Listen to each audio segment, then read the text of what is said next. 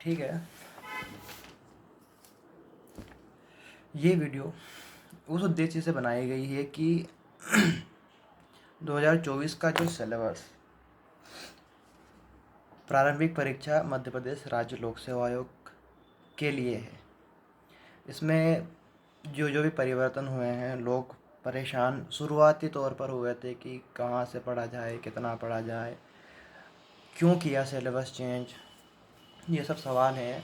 ये सब खैर बहरहाल सवाल हैं, इनका क्या है, आते हैं दिमाग में, आने भी चाहिए। पहली बात तो ये मुद्दा ये है कि इतने बड़े सिलेबस को कवर कैसे करें।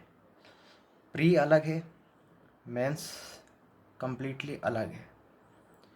और ऐसा नहीं है कि उन्होंने पूरा सिलेबस चेंज कर दिया है। हाँ, कुछ चीज़ें बदली हैं, लेकिन सारी चीज़ें नहीं बदली जाती है। कंटेंट वही होता है, समझने का, पढ़ने का, समझाने का तरीका बदल जाता है। बहरहाल डिस्कस करते हैं एक विषय के ऊपर। मैंने ये जो सीरीज़ शुरू की है, ये जो वीडियो रिकॉर्ड किया है, मेरे दिमाग में एक सवाल आया कि क्यों ना एक वीडियो बनाया जाए इस विषय पर कि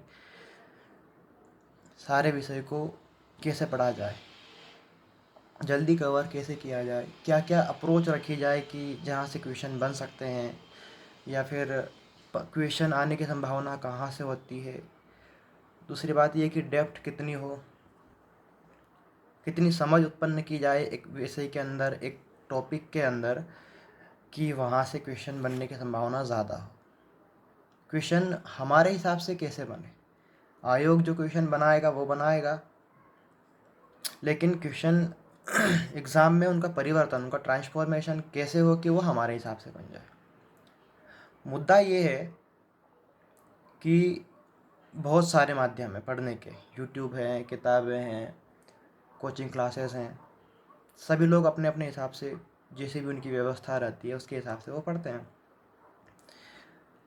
मैं ये कहता हूँ कि आप कहीं से भी पढ़ो, किसी भी माध्यम से पढ़ो, और किसी माध्यम में पढ़ो, इंग्लिश में पढ़ो या फिर किसी भी माध्यम से पढ़ो, इन द सेंस कि या आप किताबों से पढ़ो या यूट्यूब से पढ़ो, समझ आपकी अपनी होनी चाहिए। आपकी अपनी समझ ही एग्ज़ाम में आए हुए प्रश्न को ट्रांसफॉर्म करती है आपके आपके तरह से, आपके नज़रिए से। आप उस क्वेश्चन को आपके नज़रिए से देखोगे जो आयोग ने बनाया है। मैं कहता हूँ, मैं गारंटी देता हूँ इस चीज़ की कि अगर आप किसी भी टॉपिक को उस गहराई में जाकर पढ़ोगे, उस गहराई की समझ उत्पन्न कर लोगे कि ये हुआ कैसे, क्या हुआ ऐसा, किसी भी विषय में, चाहे, चलो बात करते हैं ज्योग्राफी की। मैं आज का वीडियो, प्रारंभिक वीडियो इसी से बना लिया जाए, ठीक है। प्रारंभिक वीडियो ये है, ज्योग्राफी के विषय में चर्चा करते हैं। अब भूगोल एक विषय के रूप में है, कहा जाए तो ये जीएस का पार्ट है, और प्रारंभिक परीक्षा में जीएस पूछते हैं ज्योग्राफी का। आपको साधारण ज्ञान होना चाहिए उन सब चीज़ों का, जनरल स्टडीज़, सामान्य अध्ययन। आप उसको एक विषय के तौर पर देखेंगे तो बात अलग है, और अगर आप उसे एक सामान्य ज्ञान के नज़रिए से देखोगे तो वो बात अलग है। मतलब किसी भी विषय को अध्ययन करने में और किसी भी चीज़ को समझने में फ़र्क है। अगर आप किसी भी चीज़ को किताब लेके पढ़ते जा रहे हो, ना कि आप उसमें समझ उत्पन्न कर रहे हो, तो दुविधा उत्पन्न हो सकती है, कंट्रास्ट हो सकता है विषय के ज्ञान में और जो वास्तविकता है उसके अंदर। तो मुद्दा ये है ज्योग्राफी में कि भारत का भूगोल जो उन्होंने दिया है प्रारंभिक परीक्षा के अंदर, और सेकेंड यूनिट में दिया है मध्य प्रदेश का भूगोल। मेरा पहला सवाल तो ये है कि भारत का भूगोल और मध्य प्रदेश का भूगोल में अंतर क्या है। सवाल ये है ना, समझने की कोशिश करो, भारत के भूगोल में और मध्य प्रदेश के भूगोल में क्या अंतर है। वही पहाड़ियाँ हैं, वही पहाड़ है, वही खनिज है, और वही वनस्पतियाँ हैं, वही नदियाँ हैं, वही लोग हैं, वही ह्यूमन रिसोर्स है। वही लोग नहीं, वही ह्यूमन रिसोर्स है।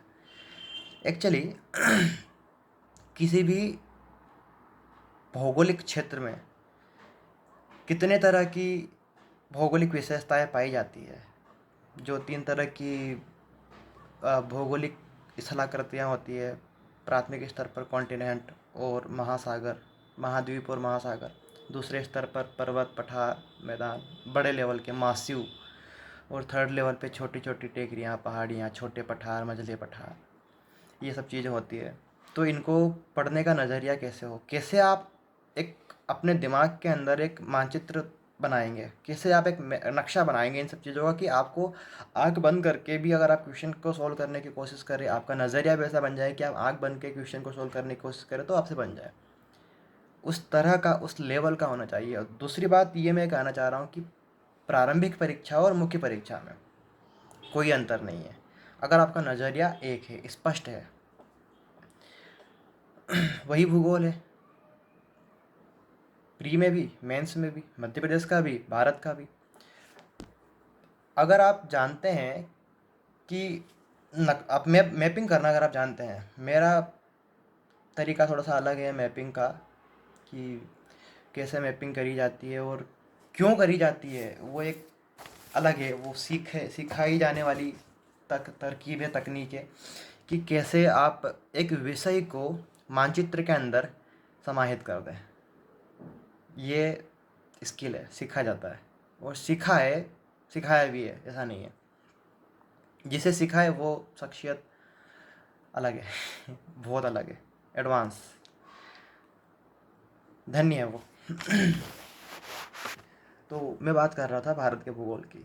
क्या आप जानते हो कि भारत का एक्सटेंट कितना है, कहाँ से कहाँ तक है, विस्तार कितना है, कहाँ से कहाँ तक है? क्या ये सिर्फ और सिर्फ भौगोलिक आइडेंटिटी है, या फिर राजनीतिक भी है, भौगोलिक सह राजनीतिक है? आपने इसकी पहचान की? आप बनाइए एक नक्शा, उसके अंदर आप नॉर्थ टू उत्तर से दक्षिण और पूर्व से पश्चिम भारत का विस्तार खींचिए तो सही, पता चलेगा कि कितना एक्सटेंट है। उससे कितने सवाल बनते हैं और उससे कितनी जो परीक्षा के अंदर दुविधाएं उत्पन्न होती है वो कितनी आसानी से दूर होती है, आपको समझ में आएगा।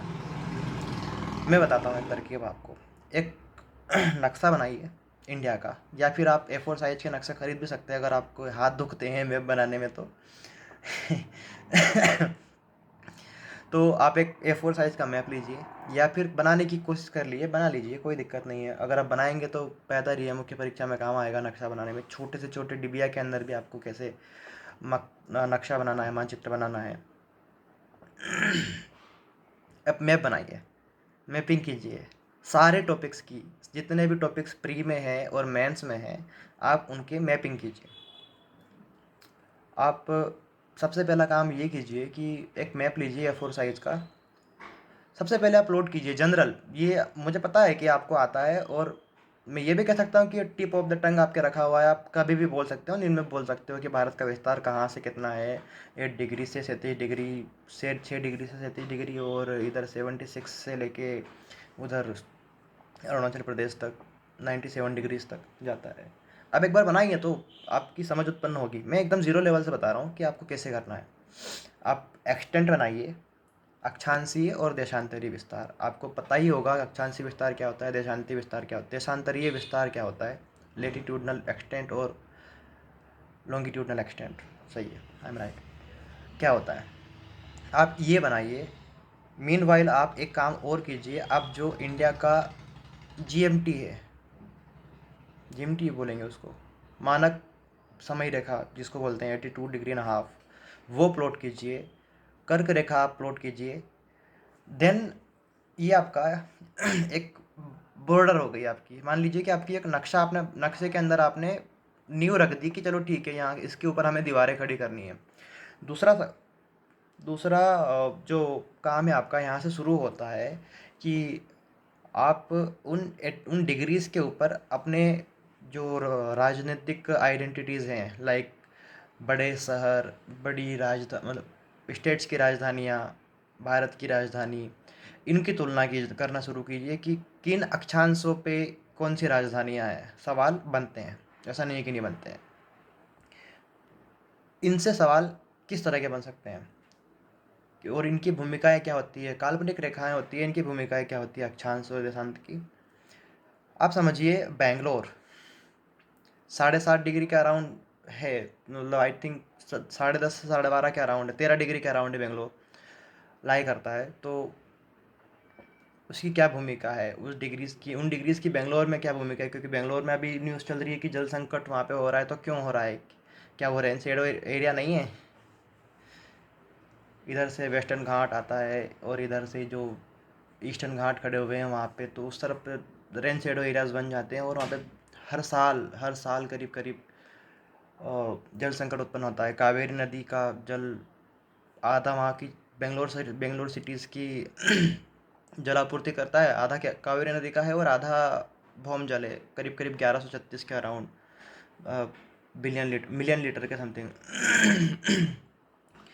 तो इन सब का, इन लाइनों का इफेक्ट है ज्योग्राफी के अंदर, प्रभाव है इन सब चीज़ों का। आप ये कीजिए, सबसे पहले आप एक्सटेंट बनाइए, आप मानक समय रेखा प्लॉट कीजिए, आप कर्क रेखा प्लॉट कीजिए। उसके बाद आप इस कर्क रेखा के ऊपर कितने राज्य हैं, कितनी बड़ी सिटीज़ हैं, कौन सी नदी इन अक्षांशों को या फिर इन देशांतों को कट करती है, ये बनाइए। उसके बाद आप राजधानियाँ बनाइए राज्यों की, कि कर्क रेखा से राजधानियाँ कितनी दूर हैं, सबसे निकट में कौन है, सबसे दूर में कौन है। देन आप तीसरा काम कीजिए, आप भारत को बांटिए जोग्राफिकल, भौगोलिक विभाजन कीजिए। आप कितने तरह के भारत में स्थलाकृतियाँ हैं, तो 3 तरह की, 4 तरह की, 5 तरह की जनरली मानते हैं। 3 मेजर हैं, पर्वत, पठार और मैदान। प्रायद्वीपीय भारत का पूरा पठारी इलाका है, जो दिल्ली, राजस्थान, यूपी बॉर्डर और एमपी बॉर्डर, इधर छत्तीसगढ़ बॉर्डर तक जाता है, उधर मालदा की अब तक जाता है। हिमालयास खड़े हुए हैं नॉर्थ में सिक्योरिटी गार्ड की तरह, जो हमें नॉर्थ से आने वाली पोलर फ्रंट से बचाते हैं। शीत लहर जो ऊपर से आती है, नॉर्थ से आती है, ऊपर से नहीं, क्योंकि फ्लैट नहीं है तो उससे बचाता है। साथ ही साथ में मानसून को निर्धारित करने में भी वो भूमिका निभाता है। हिमालय प्री में दिया भी है सिलेबस में, पर्वत, पहाड़ियाँ, पठार, नदियाँ और झीलें। हिमालयास का क्या रोल है वो बनाइए, उसका लेटीट्यूडनल लॉन्गिट्यूडनल डिवीज़न कीजिए, सबसे बड़ा डिवीज़न कौन सा है, सबसे छोटा डिवीज़न कौन सा है, और उनके बीच में जो वैलीज़ है, उसके बीच में दर्रे हैं, वो या उनके नाम प्लॉट कीजिए। हिमालयास को आप उसी नक्शे के अंदर आप हिमालयास को प्लॉट कीजिए, उसके छोटे छोटे डिवीज़न कीजिए, लेटीट्यूडनल और लॉन्गिट्यूडनल डिवीज़न में भी उसके सब पार्ट्स हैं छोटे छोटे, किसी में 8 मिलते हैं, किसी में 6 मिलते हैं, किसी में 4 ही मिलते हैं, अलग अलग किताबों के हिसाब से, अलग अलग ऑथर्स के हिसाब से। खैर वो एक अलग विषय है, अब उस पर बात करेंगे अपन थोड़ी अगले वीडियो में। तो आप उनको बांटिए, हिमालयास को बांटिए कि उसका विस्तार कितना है, लंबाई और चौड़ाई याद कीजिए। देन काराकोरम, देन उसके साउथ में लद्दाख, जास्कर, देन धौलाधर, पीर पंजाल श्रेणियाँ हैं। ईस्ट टू वेस्ट और नॉर्थ टू साउथ आप सीरीज़ को प्लॉट कीजिए, जो हाईएस्ट पीक है उनको प्लॉट कीजिए। नॉर्थ टू साउथ आप पीक्स को प्लॉट कीजिए। ऑर्डर में क्वेश्चन आते हैं, ये आते हैं ज्योग्राफी के अंदर की निम्नलिखित श्रेणियों को उत्तर से दक्षिण में या पूर्व से पश्चिम में प्लॉट कीजिए, या फिर हाइट के अकॉर्डिंग। वहीं पे आप उसी नक्शे के अंदर उनकी हाईएस्ट पीक प्लॉट कीजिए। नॉर्थ टू साउथ तो आप नाम लिखेंगे ही लिखेंगे, मतलब आप ज़रूरी नहीं कि एक ही नक्शे में करो, आप प्रारंभिक रूप से एक नक्शे के अंदर सिर्फ और सिर्फ एक्सटेंट भी बना सकते हैं। इतना खर्चा तो आप कर ही लेंगे मेरे ख्याल से। एक नक्शे में आप सिर्फ एक्सटेंट बनाइए, अगले में आप सिर्फ हिमालयास प्लॉट कीजिए, उसके अंदर एक नक्शे के अंदर आप चाहो तो एक सीरीज़ प्लॉट कर सकते हैं। ट्रांस हिमालयास हो गया, ग्रेटर हो गया, लेसर हो गया, शिवालिक्स हो गया, ये कर सकते हैं। उसके बाद आपको उसके अंदर जानना है कि इसके अंदर कितने बायोस्फीयर रिजर्व है, वनस्पति कैसी है, मिट्टी कैसी है, चट्टान कैसी है, कौन सी नदियाँ इसको क्रॉस करके आती है, कौन सी नदियाँ इसी से ओरिजिन होती है, दर्रे कितने हैं, बाउंड्रीज़ कितनी हैं, कौन सी सीमा पे कितनी है, पाकिस्तान बॉर्डर पे, अफ़गानिस्तान बॉर्डर पे, चाइना बॉर्डर पे। साथ ही साथ में ये वाटर डिवाइडिंग भी है, चाइना से या तिब्बत से जितनी भी नदियाँ निकलती है और साउथ की तरफ आती है, वो नदियाँ इंडिया में आती है हिमालयास को क्रॉस करके, हाइट से आती है, इसलिए बनते हैं बिग प्लेन, ब्रह्मपुत्र, इंडस और गंगेटिक प्लेन। बिग उसका नाम ही इसीलिए ब्रह्मपुत्र, मैं बोलता हूँ उसको बिग प्लेन, ब्रह्मपुत्र, इंडस और गंगेटिक प्लेन। हिमालयाज के वेस्टर्न में सिंधु नदी, इंडस, जो पंचप्रयाग बाद में इसमें जाके मिलता, सॉरी, पंचनद जो है पंजाब की नदियाँ, वो जाके इसके अंदर मिलती है, तो उससे जो छोटे छोटे प्लेन्स बनते हैं, और उसके बाद उनका क्या रोल है उसके अंदर, उन प्लेन्स का ज्योग्राफी के अंदर, पंजाब के अंदर हरित क्रांति में उन प्लेन्स का क्या रोल है, उन नदियों का क्या रोल है। हिमालय से निकलने वाली नदियाँ कौन कौन सी है, कितनी है, गंगा, यमुना, ये सब चीज़ें आपको उसके अंदर, उसी नक्शे के अंदर आप कौन सी श्रेणी से निकल रही है और कौन से दर्रे को काट के निकलती है, वो भी आप डिफाइन करेंगे वहाँ पे। तीसरी बात हो गई ईस्टर्न हिमालयाज़ की। Eastern Himalayas actually group of hills, part of Himalayas, but it is a group of hills, छोटी छोटी बड़ी बड़ी पहाड़ियाँ हैं वहाँ पे, मतलब ज़्यादा हाइट, उस तरफ हाइट ज़्यादा है एक्चुअली। सिक्किम के बाद उधर हाइट थोड़ी सी कम होने लगती है, लेकिन वहाँ पे जो सिक्किम के पास है वहाँ पे हिमालयाज़ है, कंचनजंगा है और माउंट एवरेस्ट है, वहाँ पे हाइट ज़्यादा है। वहाँ से निकलने वाली नदियाँ डायरेक्ट आती है, वो फ्लड लाती है। जो ब्रह्मपुत्र नदी है वो असम में हर बार बाढ़ लेके आती है, हर साल बाढ़ लेके आती है, मासिव फ्लड लेके आती है। उसका पार्ट कितना चौड़ा है आप देखिए, वहाँ से फ़र्क पड़ता है कि हाइट का रिवर्स के अंदर क्या योगदान रहता है। हाइट कैसे कैसे जो ढाल जो होती है, उससे ढाल निर्धारित होता है कि ढाल कैसे नदियों के रास्ते को और उससे उससे बनने वाली मिट्टी को कैसे प्रभावित करती है। डिफाइन होती है, एक डेफिनेशन होती है इन सब चीज़ों की। जलोढ़ मैदान उसको इसीलिए नहीं बोला जाता है, वो क्योंकि नदियों से निक्षेपित मिट्टी जो होती है, जलोढ़ मृदा, उसी से बना हुआ है। ठीक है, आप हिमालयाज़ के अंदर हिमालयाज़ का एक्सटेंट प्लॉट कीजिए, north to south, east to west, है ना, और हर एक श्रेणी के बीच की डिस्टेंस जो जितनी है, lesser to greater, trans to greater distance कितना है, ईस्ट में कितना है, वेस्ट में कितना है, और मध्य में चौड़ाई कम है या ज़्यादा है, कहाँ तक एक्सटेंड करता है। जैसे ट्रांस हिमालयाज़ पूरे इंडिया में पूरे इंडिया के अंदर नहीं है, वो उसकी कुछ जो काराकोरम, लद्दाख और जास्कर, कुछ श्रेणियाँ इंडिया के अंदर है। अ, उसके बाद आप उसके अंदर प्लॉट करना शुरू कीजिए, मेजर रिवर्स कौन सी श्रेणी से निकलती है, उसको आप एक इस तरह से आप एक नक्शा बनाइए कि आप 4 लाइनें खींच सकते हैं चाहे तो, कि ये हो गया ट्रांस, ये लेट, ये ग्रेटर, ये लेसर, ये शिवालिक। उसके बाद आपको उसके लॉन्गिट्यूडनल डिवीज़न करने हैं। फिर आपको डिफाइन करना है कि जो अब जो ब्लॉक्स आपके बने हैं, उस ब्लॉक्स के अंदर आपको देखना है कि कौन से ब्लॉक के अंदर से कौन सी नदी निकलती है। कुमायूं हिमालयास का पार्ट है, और अगर उसको लेटीट्यूडनल बांटो तो वो कौन सी श्रेणी का पार्ट है। तो आपको एक प्रॉपर व्यू दिखेगा एक हिमालयास का, कि ये नदी इस श्रेणी से और इस विभाजन से निकलती है। आप उसको देखिए, आपको स्पष्ट दिखेगा एग्जाम के अंदर कि ये नदी, मतलब कन्फ्यूजन जो होता है ना कि यार ये कौन सी श्रेणी से निकलती है, अगर आप रट के चले जाएंगे तो पॉसिबिलिटीज़ हैं आपके, अगर दिमाग में क्षमता ज़्यादा है तो आप याद कर सकते हैं। अगर मेरे जैसा इंसान होगा तो याद नहीं करेगा ना, वो तो नक्शा ही बनाएगा, उसको तो नक्शा दिखेगा ना। तो आप वो नदियाँ बनाइए, उनका उद्गम स्थान बनाइए, हाईएस्ट पीक आप प्लॉट कीजिए, और देन वहाँ पे वनस्पतियों के, ठीक है, छोटे छोटे नाम लिख सकते हैं कि यहाँ पे किस प्रकार की वनस्पति मिलती है। जैसे जैसे हाइट बढ़ती है वैसे वैसे अल्पाइन और टुंड्रा डिफाइन होता है, वनस्पतियाँ भी नीचे नीचे आने लगते हैं, तो ट्रॉपिकल रेन फॉरेस्ट मिलते हैं ईस्टर्न पार्ट्स में। तो ये मानसून को रोकता भी है। तो आपको डिफाइन करना पड़ेगा इन सब चीज़ों को, नक्शे के अंदर डिफाइन करना पड़ेगा कि जैसे जैसे हाइट बढ़ती है वैसे वैसे रेनफॉल कम होती है, ज़्यादा होती है, स्नो होता है, स्नो लाइन क्या होती है, यह भी आपको डिफाइन करना पड़ेगा कि इंडिया की स्नो लाइन कहाँ तक जाती है, ट्री लाइन कहाँ तक जाती है, जिसके ऊपर ट्री नहीं मिलते हैं, जिसके ऊपर सिर्फ बर्फ़ मिलती है, जिसके ऊपर सिर्फ चट्टानें मिलती है, उसके ऊपर बर्फ़ जमी होती है, ग्लेशियर्स कितने हैं इंडिया के अंदर, ये सब आपको उसके अंदर मेजर ग्लेशियर प्लॉट करना है।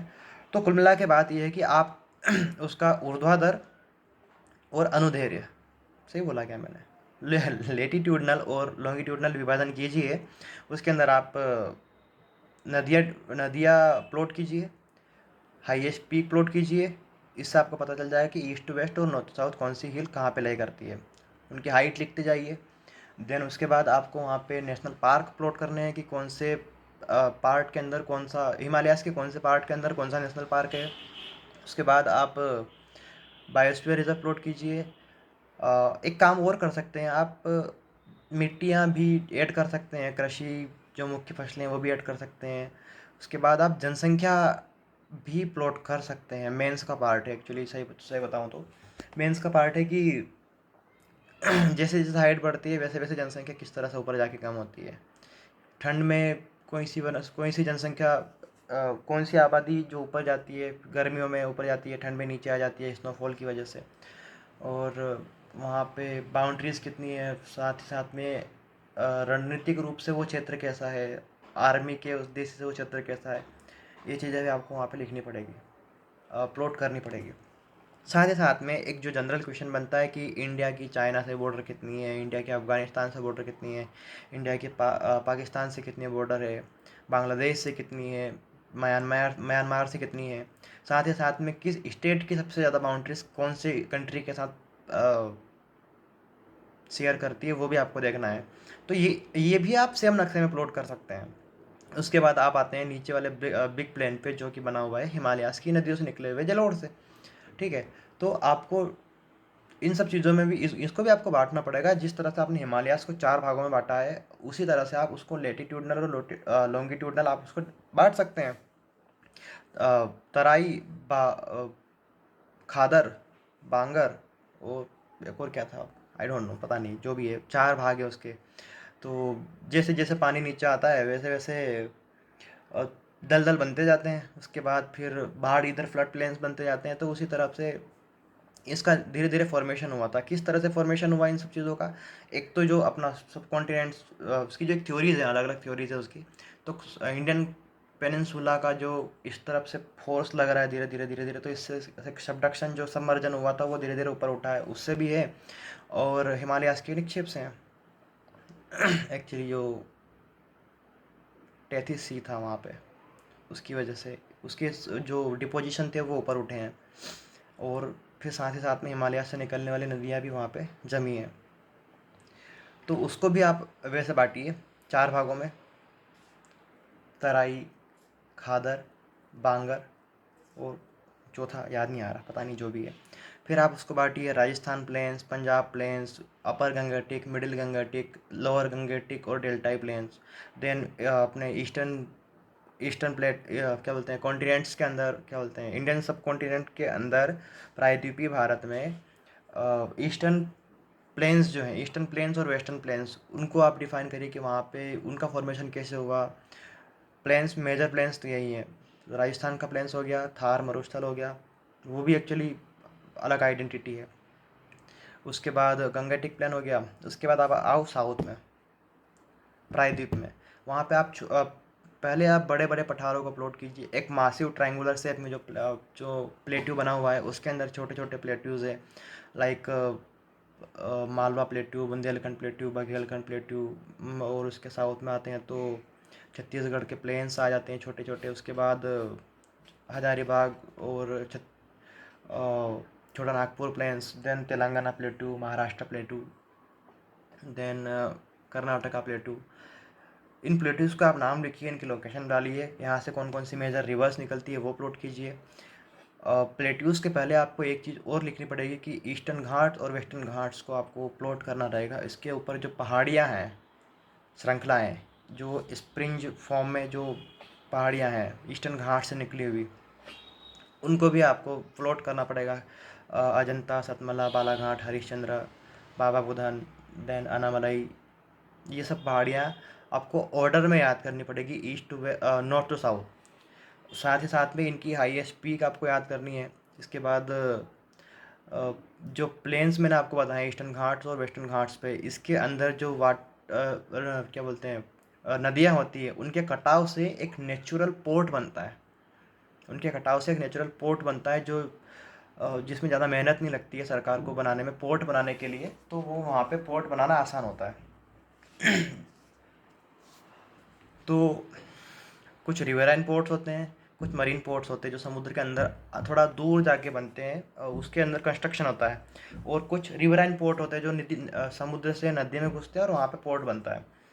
तो आप पोर्ट प्लॉट, बड़े बड़े जो बंदरगाह है वो प्लॉट कीजिए। फिर आपका काम शुरू होता है यहाँ पे, जो आपका काम ज्योग्राफिकली काम ख़त्म हो गया, फिर आप रिवर्स प्लॉट करना शुरू कीजिए। आप सबसे शुरू में हिमालयाज़ की नदियाँ प्लॉट कीजिए, देन उसके बाद नॉर्थ इंडिया की जो अपनी बिग प्लेन्स की नदियाँ है वो अपलोड कीजिए। उसके पश्चात आप मध्य भारत की नदियाँ अपलोड कीजिए, उसमें मध्य प्रदेश शामिल है। उसके बाद आप ईस्टर्न घाट्स की नदियाँ जो ईस्टर्न घाट से निकलती है उसका स्लोप जो डिफाइन करती है, ईस्टर्न घाट नदियों का जो प्रवाह है वो डिसाइड करता है ईस्टर्न घाट कि नदी किस तरफ भागे जाएगी हाइट से, क्योंकि रिवर जो है वो मिनिमम पाथ को फॉलो करती है। उसके ऊपर ही जो डैम्स बनते हैं, जो कंस्ट्रक्शन होता है, जो बहुउद्देशीय परियोजनाएं होती है वो डिफाइन होती है इन्हीं पहाड़ों से। एक जनरल कॉन्सेप्ट यही होता है ना कि एक पहाड़ी के ऊपर बारिश ज़्यादा हुई, वहाँ से नदियाँ निकली और वो धीरे धीरे स्लोप के सहारे सहारे नीचे गुजरी और वहाँ पानी रोकने के लिए डैम बना दिया। अब दोनों तरफ उसके लिए पहाड़ियाँ होना ज़रूरी है। दोनों तरफ पहाड़ियाँ होंगी तो कंस्ट्रक्शन करने में आसानी होगी। इस तरफ का पानी इस पहाड़ से रुक गया, इस तरफ का पानी इस पहाड़ से रुक गया, बीच में आपने डैम बना दिया, वहीं से निकलेगी नहरें। जो सूखे क्षेत्र होगी वहाँ पे नदियों की नहरें पहुँचेगी। कुछ जो नहरें होती है वो कृषि के लिए होती है, सिंचाई के लिए, और कुछ नहरें जो होती है वो पेयजल के लिए भी होती है। कावेरी नदी इसका बड़ा एग्जांपल है। कावेरी नदी बेंगलुरु में बहुत बड़ा रोल प्ले करती है वाटर कंजम्पशन के लिए। उसके बाद आपको शुरू करना है कृषि। तो कृषि के लिए आपको शुरू करना है कि कौन से क्षेत्र में कौन सी कृषि होती है। ये आप एक मेजर मैप के अंदर प्लॉट कर सकते हैं ना कि कौन से क्षेत्र में कौन सी खेती होती है। जैसे अपने राजस्थान वाला पार्ट हो गया तो इसके अंदर मोटे अनाज ज़्यादा होते हैं क्योंकि सूखा रहता है। तो आपको वो कृषि का जो प्रदेश है, शस्य संयोजन प्रदेश जिसको बोलते हैं, कि उस क्षेत्र में यही खेती साल भर हो सकती है। इसके अलावा अगर आप प्रयोग करने की कोशिश करेंगे तो संभव है कि हाँ हो सकती है, अदरवाइज नहीं होगी। तो एक एग्रो क्लाइमेटिक जोन बनता है, मानसून जिसको बोलते हैं, मानसून और वहाँ का जो अ, भौगोलिक क्षेत्र है वहाँ से डिफाइन होता है जो कृषि क्षेत्र, एग्रो क्लाइमेटिक जोन। तो इंडिया में ऐसे कितने कृषि कृषि जलवायु क्षेत्र हैं वो आपको देखने पड़ेंगे, देखने ही हैं, वो आपको प्लॉट करने हैं। आपको मृदाएँ प्लॉट करनी है और मृदा का फॉर्मेशन कैसे होता है वो आपको थ्योरीज में पढ़ना है। तो आप इंडिया के अंदर मेजर सोइल एरियाज़ को प्लॉट करेंगे कि कौन से क्षेत्र में कौन सी मृदाएँ हैं। जलोढ़ मृदाएँ हो गई, रेतीली मृदा हो गई, देन काली मृदा हो गई, पीली मृदा हो गई, काली पीली मिश्रित हो गई, देन सैंडी सॉइल हो गई जो बीचेस पे मिलती है। उसके बाद पर्वतीय मृदाएँ क्या होती है। उसके बाद आता है पार्ट वनस्पति वाला। तो बेसिकली कर्क रेखा के कर्क रेखा पर स्थित होने की वजह से मानसून जो इंडिया में एंटर करता है वो एक बड़ा रोल प्ले करता है वनस्पति के लिए। जैसे ही वेस्टर्न घाट पे मानसून एंटर करता है, वेस्टर्न घाट उसको रोक लेता है और उसके वेस्टर्न पार्ट में बारिश हो जाती है, ईस्टर्न पार्ट सूखा रह जाता है। ठीक है। उसके बाद नर्मदा वैली से और अरावली के साउथ से जब मानसून अंदर घुसता है तो नर्मदा वैली में घुस के विंध्यान सीरीज में बारिश होती है। और जब जैसे जैसे हाइट बढ़ती जाती है, लोड बढ़ता जाता है बारिशों के ऊपर, बारिश का जो स्तर है वो कम होने लगता है धीरे धीरे। इसीलिए वेस्टर्न घाट्स में बारिश ज़्यादा होती है क्योंकि वहाँ पे ऐसे स्लोप बनते हैं और ऊंचाइयों पर पहुँचते पहुँचते बादल जो है वो पानी को इतना लोड बियर नहीं कर सकता और वो वहीं बरस जाता है। इसी तरह से वेस्टर्न डिस्टर्बेंस क्या होता है, पश्चिमी विक्षोभ जो मैंने बताया अभी, वेस्टर्न डिस्टर्बेंस क्या होता है, जेट स्ट्रीम का क्या रोल है इसके अंदर, अल नीनो का क्या रोल है, सदर्न ओसिलेशन का क्या रोल है, कहाँ बनता है अल नीनो, कहाँ बनता है ला नीनो, कहाँ बनता है, क्या रोल प्ले करता है, ये भी आपको पढ़ना है।